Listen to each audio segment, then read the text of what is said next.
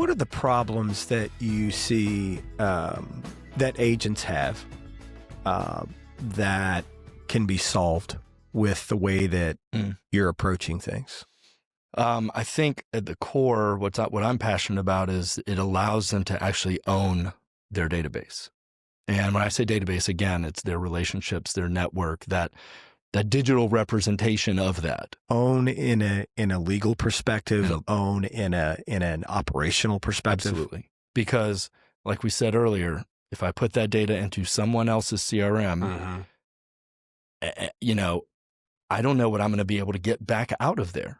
Right. So imagine if you had a storage unit, you put all your stuff in the storage unit and you paid your monthly rent. And then one day you decided you didn't want to rent that storage unit anymore. And you ended your contract and they gave you 3/4 of what was in there. Wow. You know, think about it from that perspective, that it's a lot of things get locked into these platforms. And so you have this agents have been kind of trained and for good reason, because brokerages change their technology all the time. Companies get sold, they get acquired, and you may not want to be affiliated with that parent company. And so you've built your business on a CRM, for example, that now is owned by a company you don't want to be a part of, or is now being sunset. We won't say Follow Up Boss or Zillow. These things happen. We won't say those.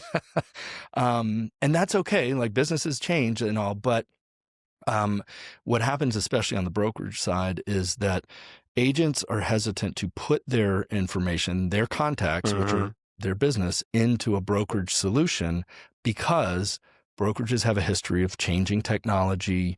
You know, and so what you have is this cycle where an agent can't get the full value of the brokerage tech stack, which may or may not be all that good, but it may be great. Who knows?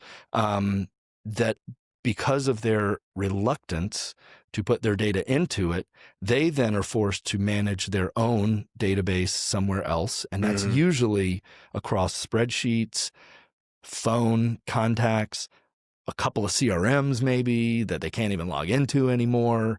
And they kind of are in this like fragmented world where their business is this fragmented thing that's on rented software that they don't have any ownership and then imagine saying, well, how much is that worth? How much is your database worth?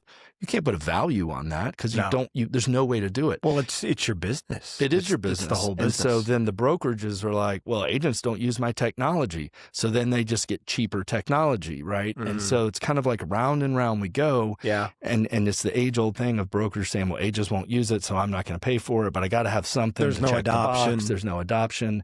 So I think what we can offer, what we're trying to say is, imagine a world where you can own your database and plug it into our tech stack, and that gives you value back. It's almost a situation where you don't know what you don't know, in that we know, or we can understand, the value of data going forward. It's really, your database is your wealth.